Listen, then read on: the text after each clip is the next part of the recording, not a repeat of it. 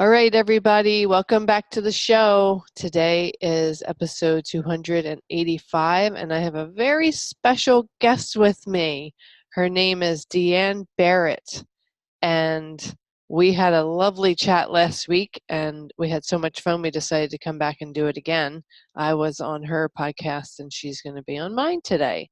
So welcome, Deanne, and would you take a minute and introduce yourself to my audience?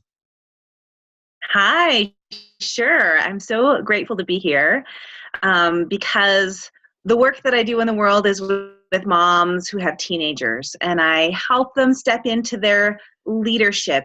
And I call it their radiant leadership because what every mom wants to do is give the love that she has in her heart to her kids. But as our kids get older, it feels like it's harder and harder to do that because they resist and don't want it in the same way that they did when they were little. And that can lead us moms to feeling really hurt and rejected.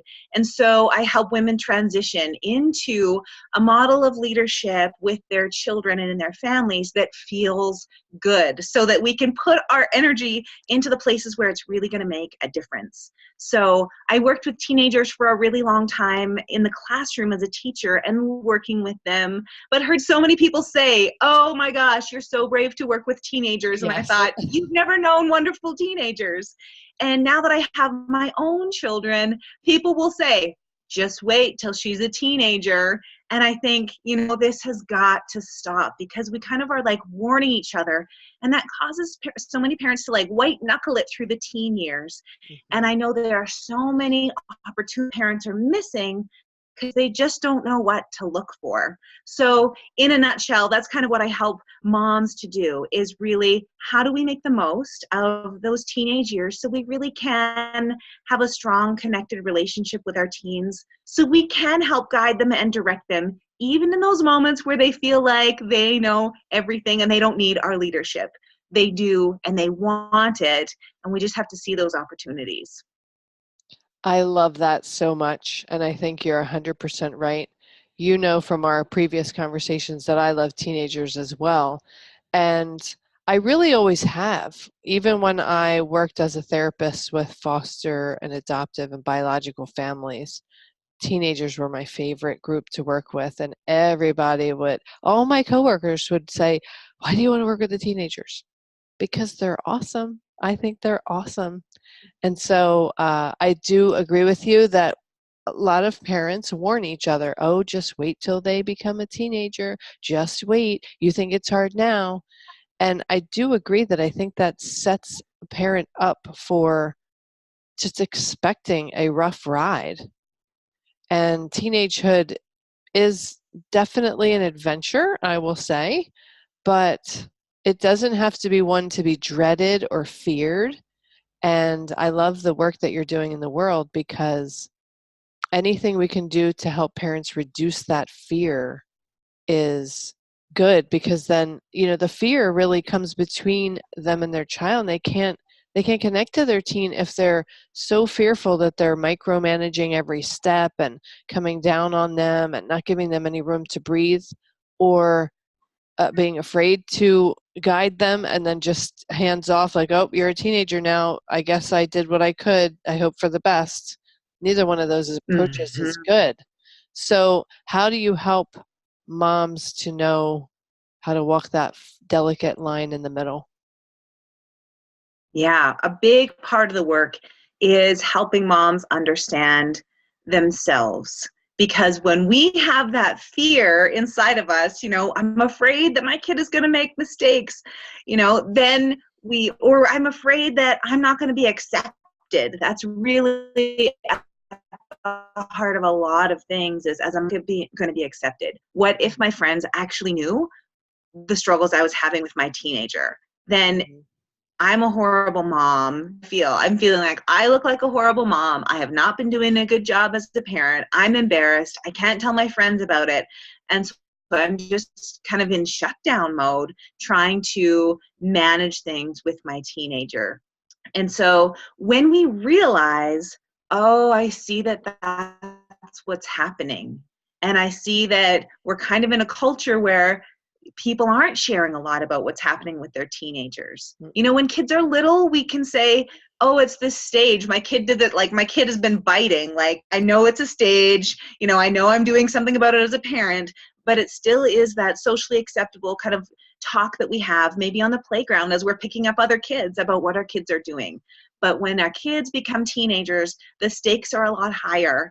The kind of behaviors we're seeing that we might think, I think this is probably developmentally, you know, they're testing the boundaries, they're doing all these things.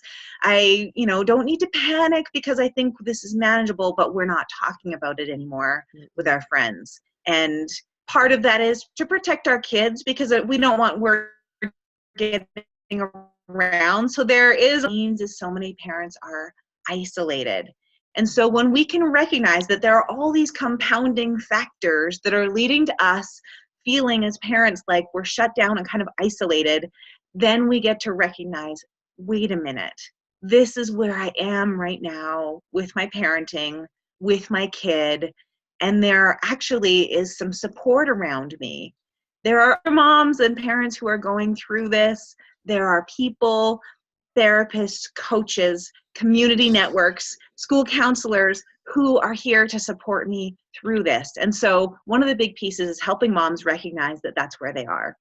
Not in this place of shame and guilt that they have to stay in, but in a place of recognizing, wait, I have all of these layers that seem to make it hard for me to reach out for support, but I actually have support. And so recognizing that as a leader, you can see that in a way that your teenager can't see it. So it's up to you as a mom to situate yourself and look around and realize, this is where I am. And the next step is to reach out for help because it's there for me. Mm-hmm. And how do you encourage parents to access that help? Yeah, so a big part of it is helping people understand that they're not alone in it. Mm-hmm. And so that's why, you know, things like podcasts are so incredible because you can hear that a lot of people who are going through this and kind of flipping the parenting from being such a private thing to recognizing there are a lot of cultural factors that make it seem like it's my problem as a mom. And instead of realizing, you know, there are a lot of cultural factors and there are things we can do about it individually and collectively. And so we can shift this together. So that's one of the big pieces, is helping parents understand that it isn't just up to them. You know, it's not just them parenting in isolation, and that what they're experiencing that feels so very personal actually is more common than they might think, because it's not covered in the news. Only the really horrible stories are covered in the news, but those daily struggling and that internal struggle is a part of being a parent, and helping them recognize that that's what's going on in everybody's hearts and in everybody's homes, and they're not alone in that. That's such a good point. It's such a good point. When when the kids get older and the stakes get higher, it is so true that it's harder for parents to feel comfortable discussing what their teens might be going through, because they don't want the judgment that they feel will be coming from their peers. And I never thought of this before, but you bring up a really good point too, that it's also about protecting our kids, because if they're 3 years old and biting, and we lament this biting phase with our friend down the street who also has a 3-year-old, our 3-year-old doesn't care if we're talking to another mom about them biting. They don't have any clue about it. But if our teenager is, let's say, experimenting with drugs or something, or having sex at a young age, wow, that's a whole different story. Number one, to share, because we fear the judgment of the other parent. But number two, we're now sharing their personal experience of life, and they have a much higher interest in who knows about that than they did when they were 3.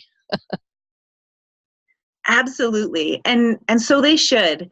And so I think incredible times that we're living in now is that people can connect in communities digitally where it's not your neighbor down the street, Mm-hmm. it's not the people in your small town, but it's other parents who are saying, these are the things we're walking through. How do we do this well? And how do we really care for our kids in a way that will help them to make healthy decisions and make positive choices in their lives? That is true. We have access to so many wonderful groups out there, especially through Facebook, where we can connect with people who are going through a similar a similar phase of life with their not only their teens, but any age group, but particularly teens, because like you said, it's so easy to share the woes of toddlerhood, or my 5-year-old is having a hard time adjusting to homework in kindergarten. Well, everybody understands that, but then once they get to teenagehood, it's a little different. So it is true that there are so many great resources out there for people to connect up. And I think I realized that one of the advantages that you and I have, and people who are working with parents, is that we hear so many of those stories that are like the inside story that they're Hmm. maybe not willing to share with others. And so Hmm. we see how typical some behaviors are. And so one of the first questions almost every parent asks me is, they'll explain their teen's behavior and they'll say, is this normal? Hmm. And I answer that in two ways. On one hand, let's take normal off the table, because whether it's normal or not, that's really a mathematical term. Is it a norm? Is it Yeah. statistically, normal? So let's take that off the table, because normal or not, that's the situation you're handling as a Hmm. parent. That's the situation you're navigating with your kid. And on the other hand, I totally understand that question, Hmm. because we want to know, what it's really asking is, are other people dealing with this? Are Hmm. there models for other people who have handled this, who are working through this with their kid? Because, I'll have a mom say, my teen isn't normal. They have all these things that are not the typical teenager, developmental delays or learning difficulties or exceptionalities. And so the question of, is it normal, doesn't apply anymore, because this is your kid at the stage they're at. And it's really getting a good read on who is your child, what stage, and understanding the peer group they're in, the culture they have at school, their cognition, all of those things. Parents are really keyed into that. And then it's asking the question, now what? Knowing all of that information, then how do you make wise decisions? And also recognizing that your teenager is really the expert in their life circumstances. And so they get, and the way this shows itself in the biggest kind of way is, kids understand the social situation around them a lot better than parents do, because they're the ones that are at the school, living in the classroom. And so sometimes parents will say, well, you should just do this. And the kids are like, there's no way that would work in my situation. You just don't understand the situation that I'm in. And Hmm. so that's why I always help see their role as getting curious about the situation that their kid is in and the way they understand it, and getting their kid to do some of the heavy lifting in terms of the problem solving, because they're the one that is going to have to go back into the situation and make the decisions. So if we can prompt our kid to think about different possibilities that actually would work, they're likely to think about solutions in their own situation.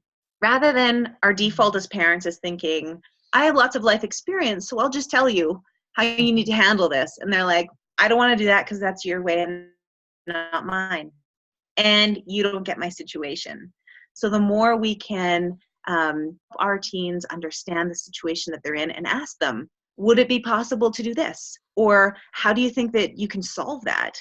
Or have you thought about it? Or your best friend or your teacher? And just asking those questions around the situation to get them to do the heavy lifting.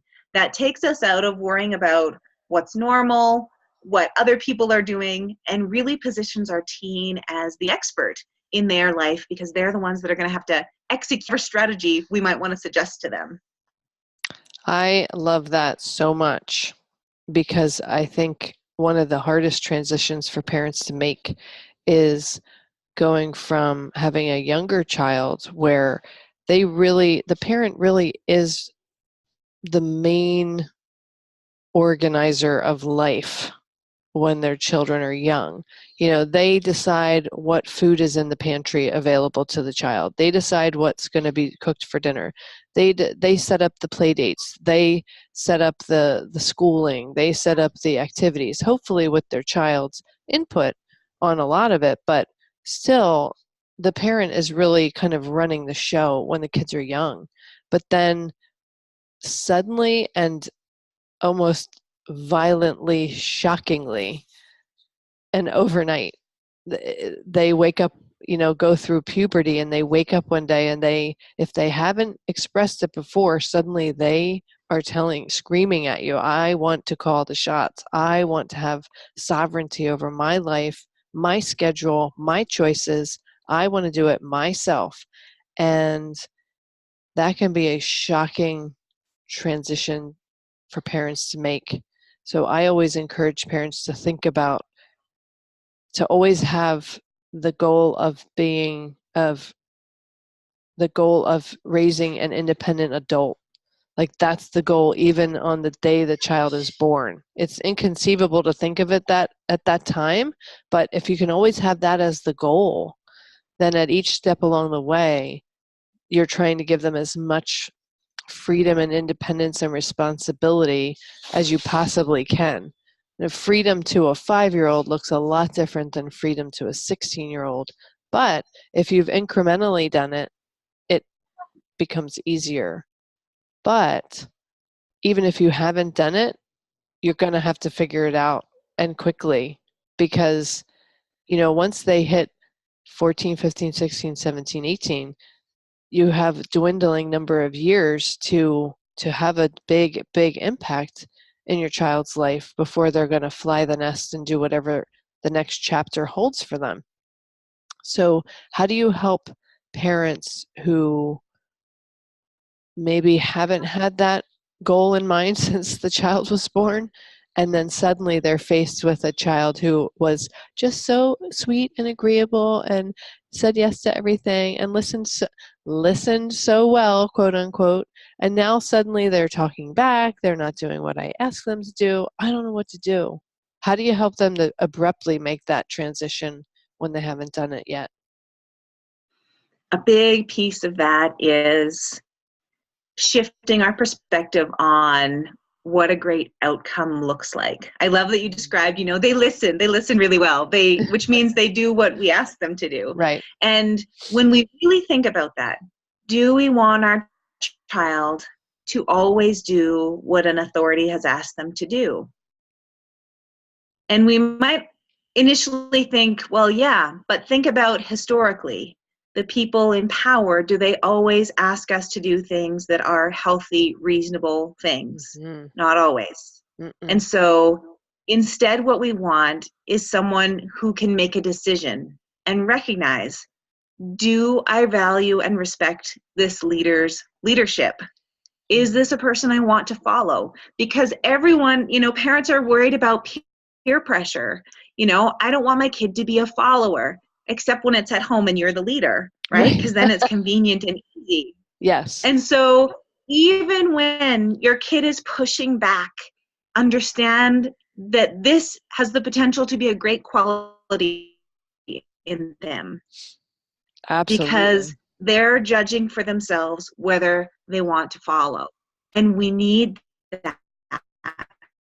And I'm speaking from experience here because I have one child who, is happy to follow and one who never is. So I get it. This can wear you down as a parent when you feel like it's constantly a fight.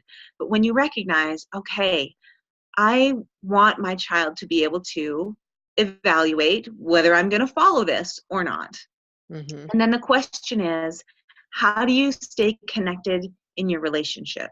So I said this was about shifting the focus of an outcome. So if the outcome is put these clothes on and get dressed, which is, a daily thing in my household because my daughter is small. Okay, so here's some time to get dressed. And the answer is no. It's like, well, coaxing along the way and giving her choices. What do you want to wear to get dressed?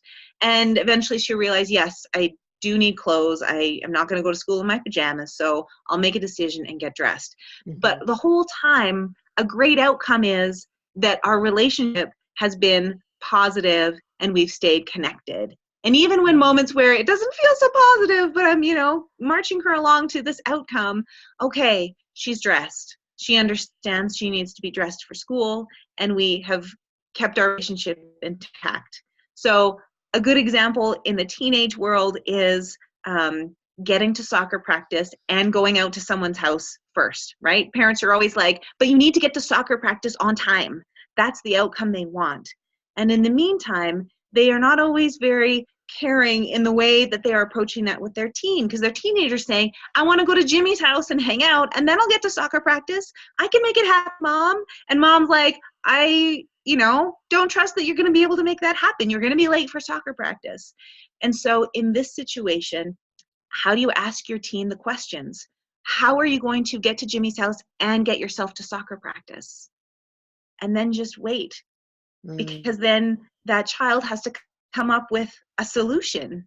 And if they give kind of a half answer, like, I don't know, I'll figure it out, as a parent, you can say, I'd like some more details to be filled in here, Mm-hmm. because you've made a commitment to this team. And again, how are you going to make this happen? And so the adult's role is really pointing out some gaps that the teen needs to fill, because sometimes teens don't even see that there's a gap there. Mm-hmm. Oh, yeah, I hadn't thought about that part of it. And so you're just prompting them to think about it.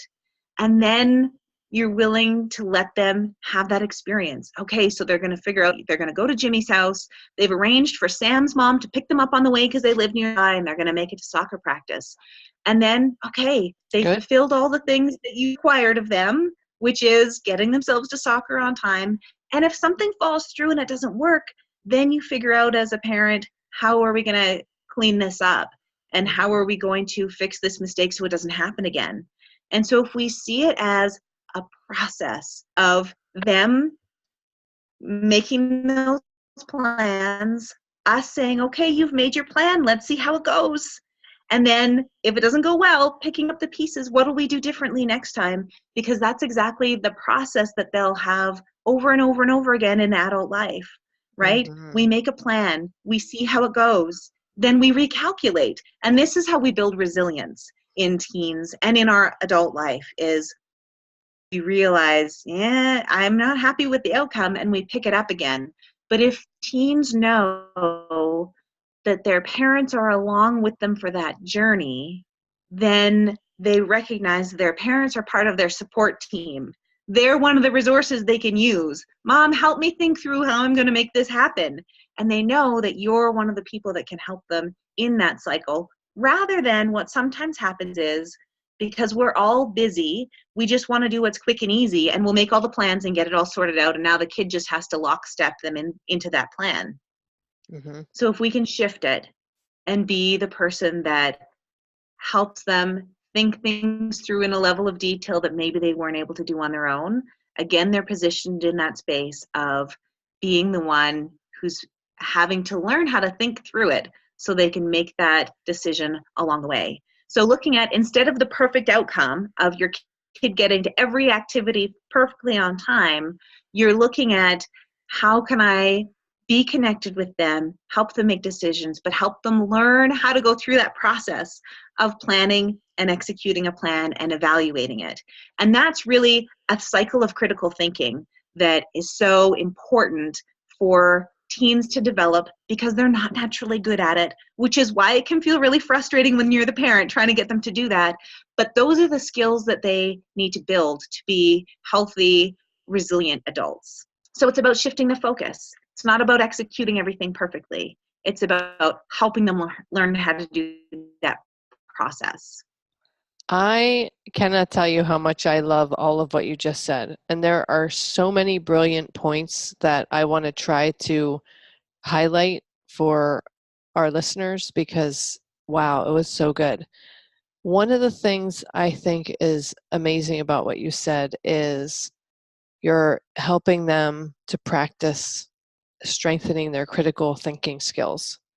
And that is definitely a lifelong skill that they will need to employ as an adult, day after day after day after day after day, whether it's work, school, friendships, relationship, significant other relationships, parenting themselves, anything, the relationship with themselves. It's all about that. And so I was thinking, as you were talking about that, I was also thinking about how the a teen's brain isn't fully, they now understand that a teen's brain isn't fully mature until somewhere around the mid-20s. So, and the last part to mature is that executive functioning part in the front of our brains, which controls planning, judgment, um, organization, and things like that. So when you gave that great example of wanting to go to Jimmy's house before soccer, the child knew that soccer was on the schedule for tonight, but then this opportunity to hang out with Jimmy came up out of the blue, unexpected. And of course, their impulse control, it's their friend, and friendships are so vital to teenagers. It's like their oxygen. So when Jimmy calls and says, hey, come hang out, instantaneously they're going to jump at it and say, yes, let's do it. And then you come along as mom and say, well, but you have soccer tonight. How's that going to work?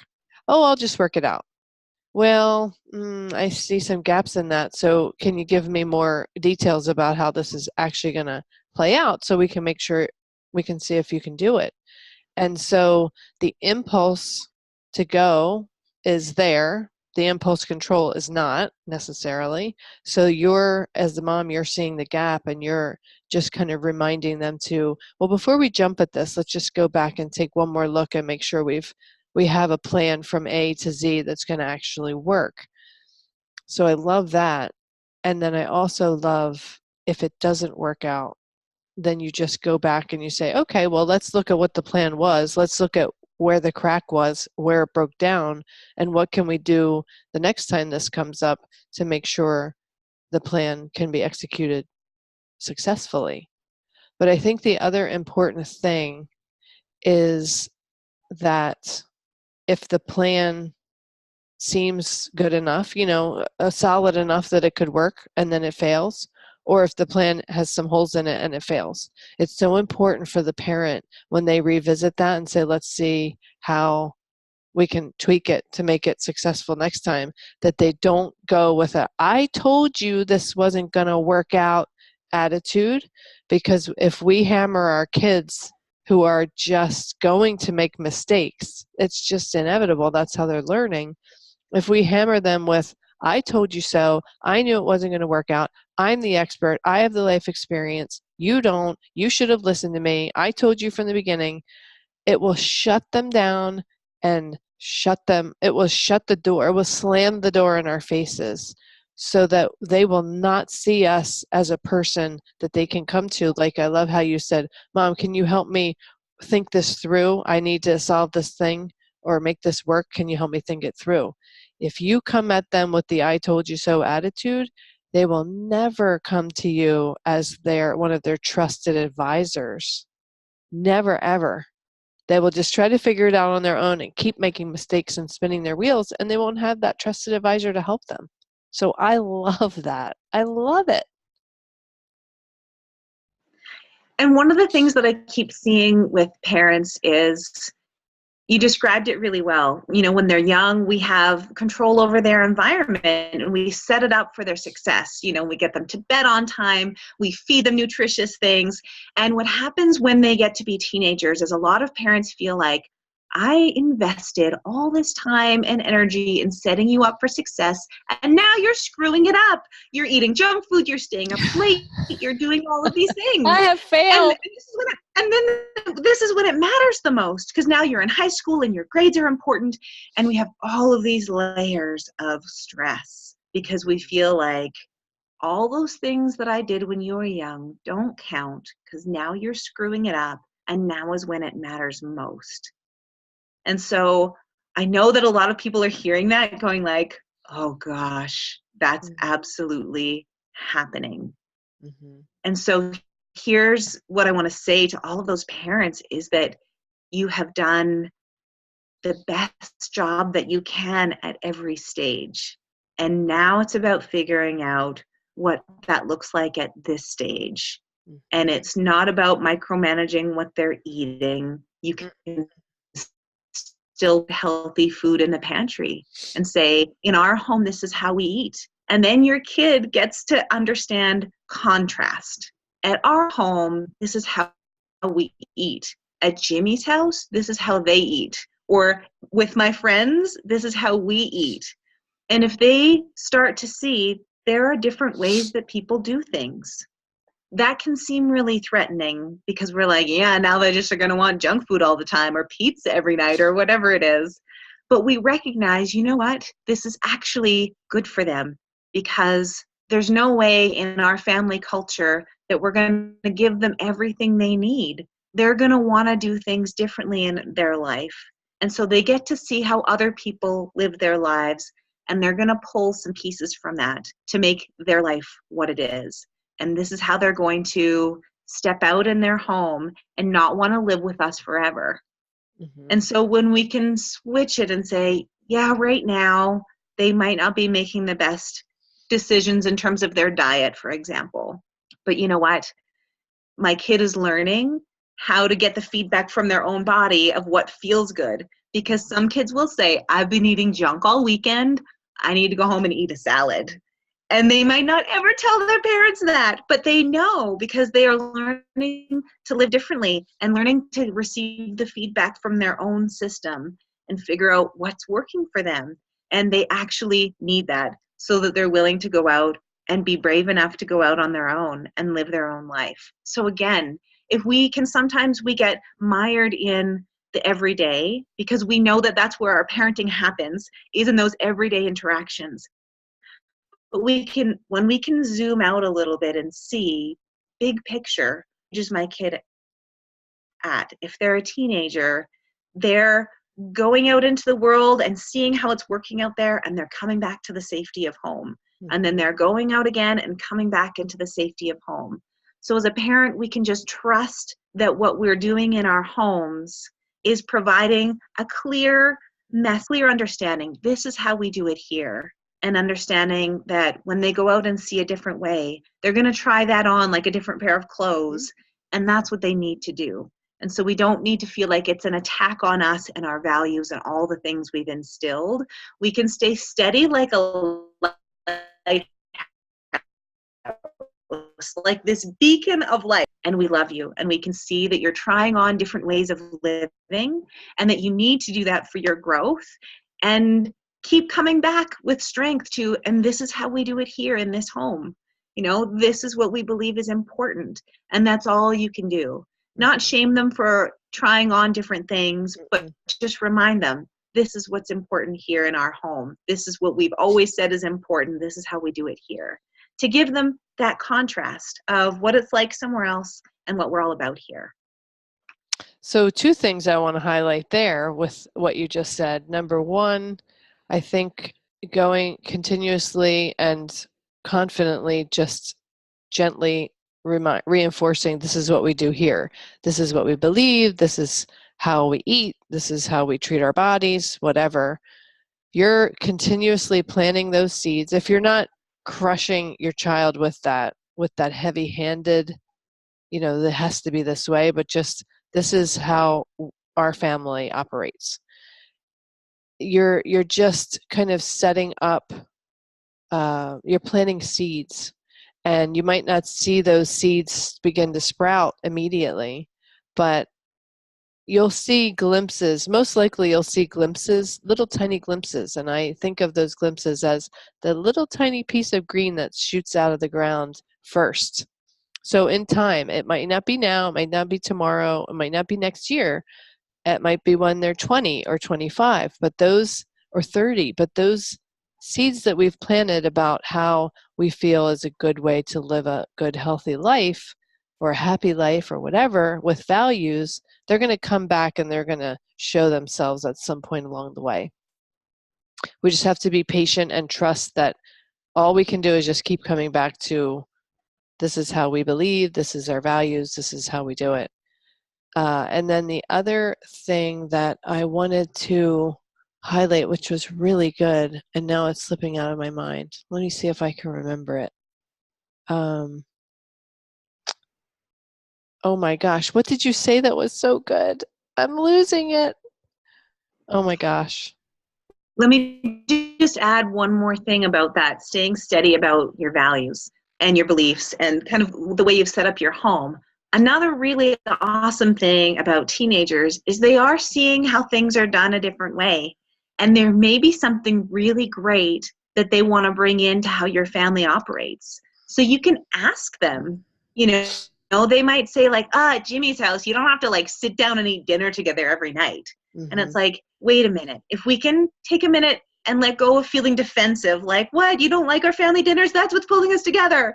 And you can say, you know, honey, do you think it would be helpful if we had maybe one night a week that was more flexible? And, you know, your kid might say, oh, yes, can we please do that? There may be things that you can ask, you know, what would make life feel better? What would take away a little bit of stress? What would feel a little bit more flexible? And have some willingness to try an experiment. Okay, for the next 2 weeks, let's say Thursday night, you fend for yourself for dinner. You know, you can go to a friend's house, you can make your own meal. We don't have to eat all together and feel like every night it's all together all the time. And so if we can all find those opportunities to connect with our kids and say, what do you need? How can we make this, you know, more workable for you? What can we try? And have that lightness, that playfulness, and that willing to experiment. Let's try this new thing. Maybe that's what will be great. Then they'll recognize that our interest is in them feeling like they have a place to lower their stress, that we're able to be flexible, that we're willing to shift some things to accommodate their needs right now. And that can build a lot of trust and connection as well. So I know that sounds like a contradictory message, but it's staying really strong in what you value and also recognizing there are ways that you could be flexible with the ways that you do things that still meet your values. Mm-hmm.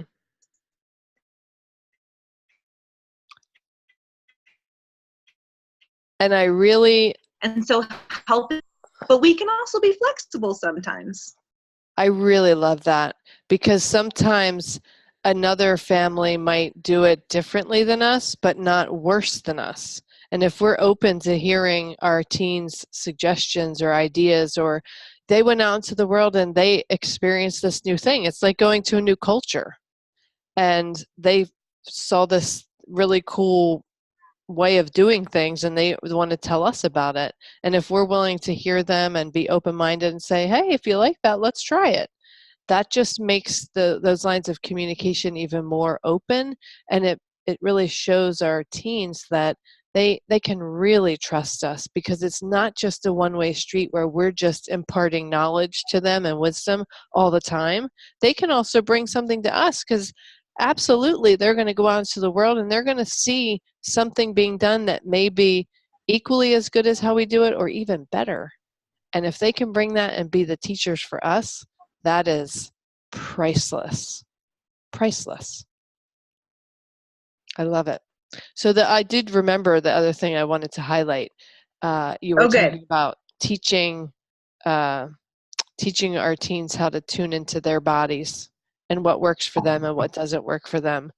Just yesterday, this happened in my home. My 16-year-old is suffering with his spring allergies right now.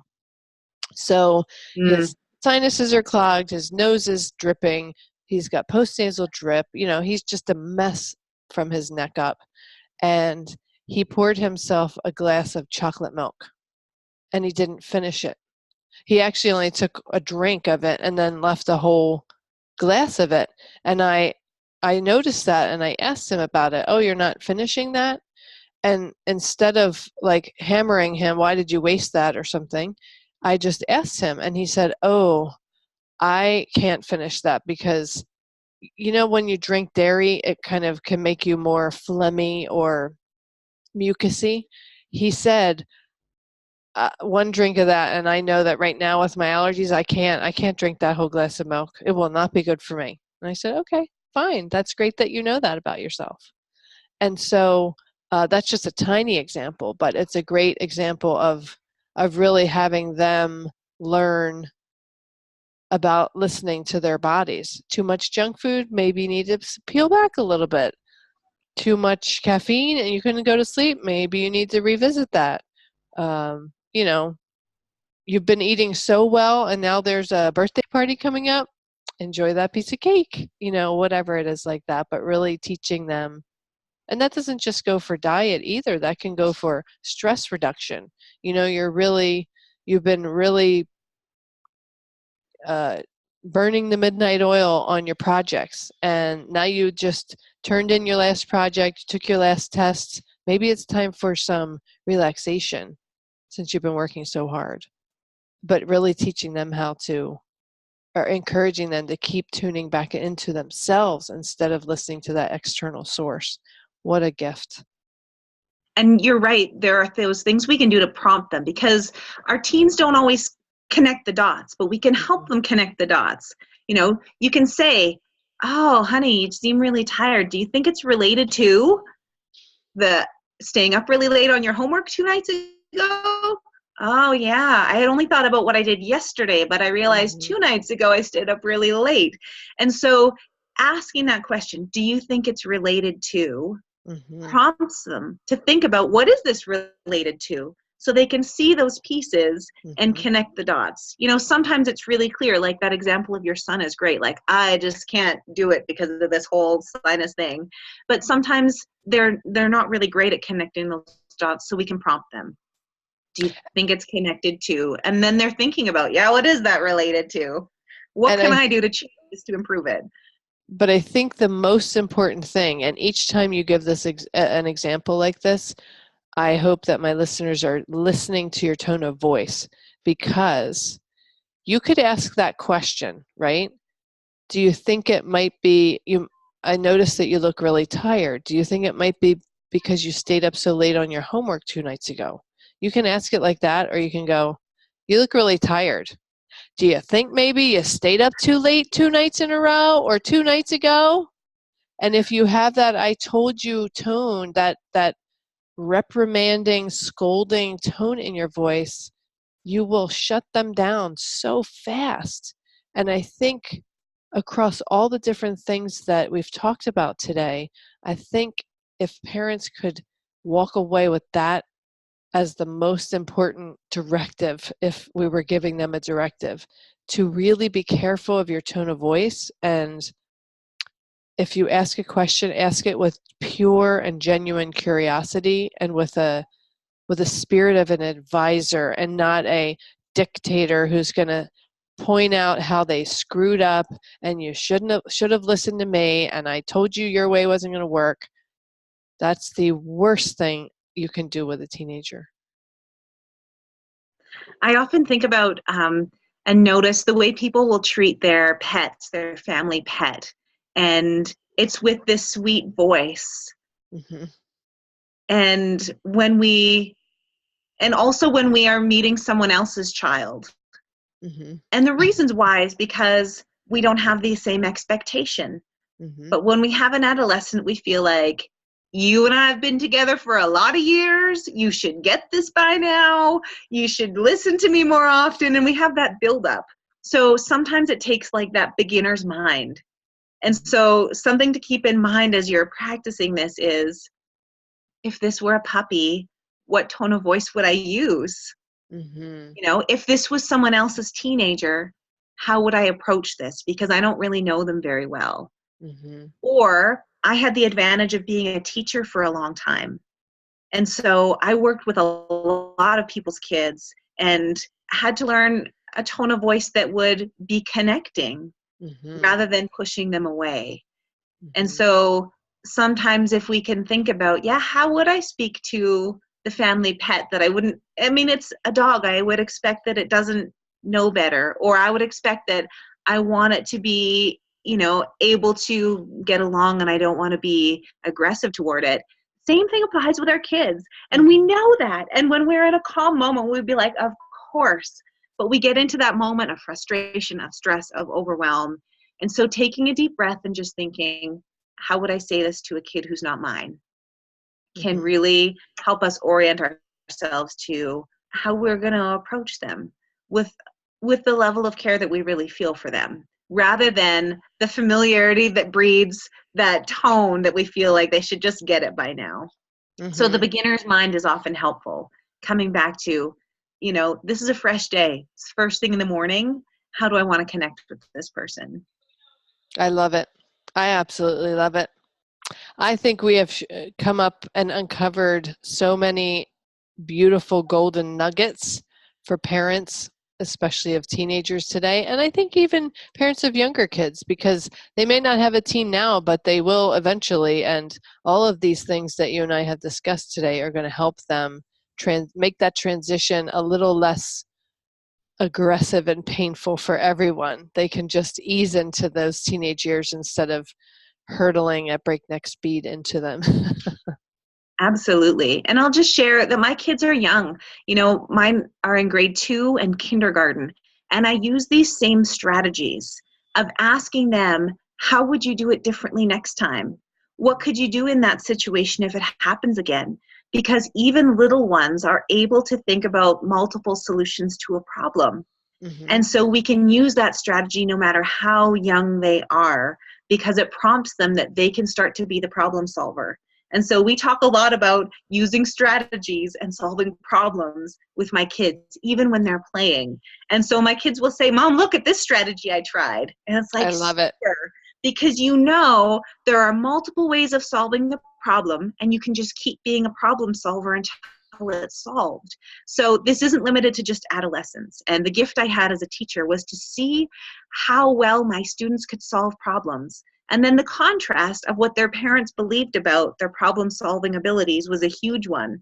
So if you get one thing from listening in, it's that no matter what age your kids are at, you can prompt them to be their own problem solver, because they're a lot more capable than sometimes we give them credit for. So true. So, so true. Oh, I love everything we talked about. I would love to have you back on so that we can chat again in a future episode because I think that you have such wonderful nuggets of wisdom to share with parents. Absolutely. I'll be back. Super. Well, thank you so much, Deanne, for sharing this time with us today and for sharing all those great ideas with parents. I think that any parent who listens to this episode is going to walk away feeling just a little less stressed and fearful and maybe just a little more confident. Absolutely. And thanks to everyone for listening and hanging with us today. Yes. All right, that wraps up today's episode. Wherever you are in this world, I hope that you make it a pleasant and confident day for yourself.